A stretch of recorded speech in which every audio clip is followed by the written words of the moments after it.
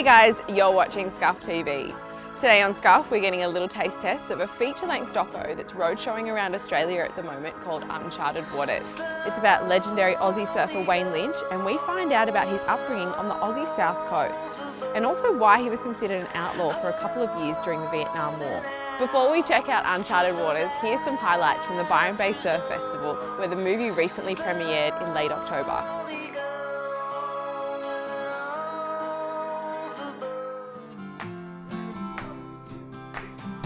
We will talk about all our good times.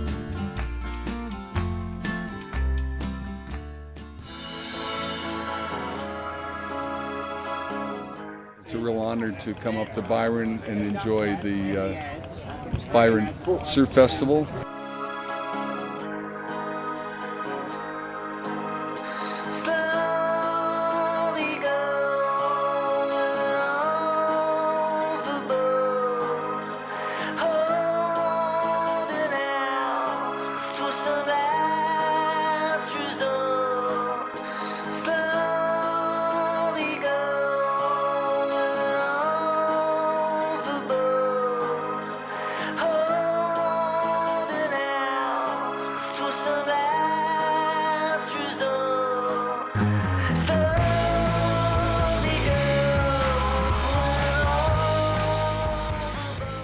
You know, having a focal point like the festival, I mean, that's the best part of it to me.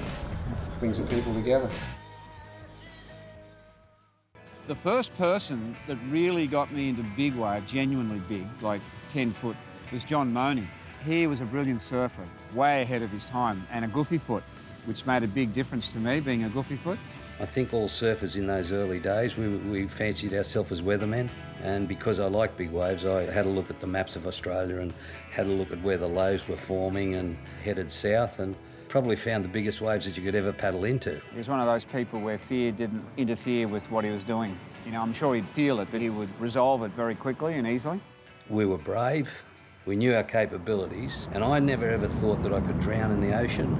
So all I wanted to do was be in the water on the biggest day and try and catch the biggest wave. John's gone, if you don't come out, I'll never take you surfing again. It was either come out or don't get back in the car. It sounds silly now and it's a little bit hard-nosed, but like I said, we weren't there to look at waves. I'm 11 or 12. You know, I'm scared shitless, it's huge. There's nothing wrong with being soft and having good manners and helping old ladies across the street, but when it comes to the nitty-gritty, you've got to have that edge. Even though you're scared, you've got to paddle that extra 2 or 3 strokes. Wayne developed that. Those waves were just unsurfed. So all those places down there, he was in and out of every nook and cranny he possibly could be. At a baby's age, really, 14, 15, and he said that was when he formed a bond with the ocean that had to be real and you had to conquer your fears. That's what bravery is, you know, you are scared, but you do it. Being left home here when you said, I'm going surfing, of course you are. But you sort of had to let him do that though, because that's him. He had to go.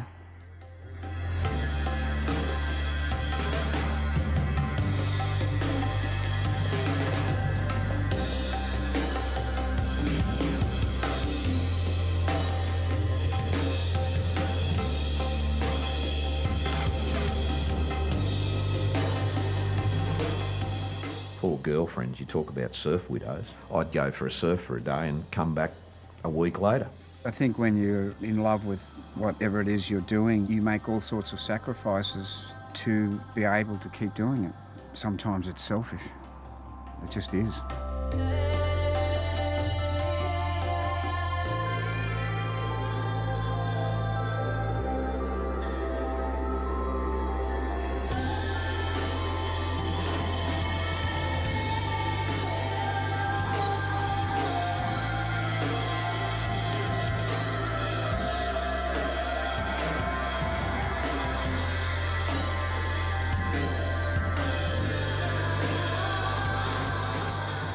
Surfing came before everything. I can remember Christmas Day, my parents used to go down to Lawn, had a house there, and they had Christmas down there so they could actually meet him. And it was planned that he was coming, and the wind came up behind the pier and we didn't see him.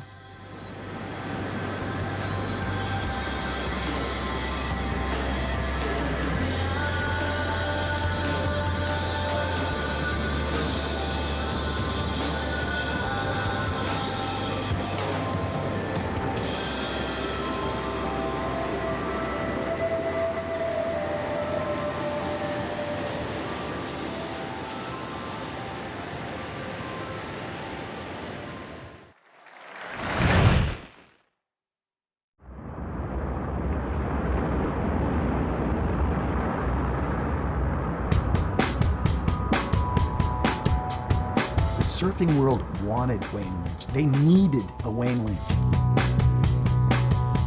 If there hadn't been a Wayne, he would have needed to be invented because he fits so many of those mythological niches that we have. It seemed as if Wayne Lynch had just fallen out of the sky after a long visit to the future.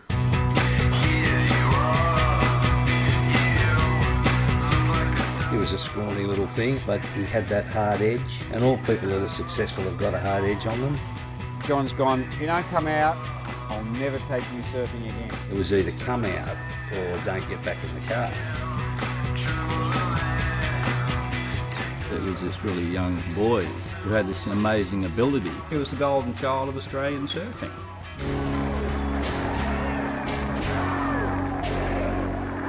You can't separate Wayne Lynch's approach to the sport and his life from the Vietnam War. Opponents called it a ballad of blood. I lived as an outlaw for 2.5 years, and I had a beautiful sanctuary down the coast that no one knew about. That was my hole in the wall. There's some really heavy spiritual thing that goes on down there, and we've all been touched by it. I felt there was something primordial about it in myself that I was going to learn here. There was a word that went around. They got Wayne. Because he was so far away from everywhere else in the world and kept himself sort of hidden, it engendered a tremendous fascination with him.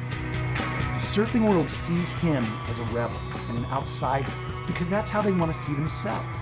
You go, oh yeah, that's why I surf. He is like a white pointer to us, that he's that one rogue element that has never really been turned into a dancing bear.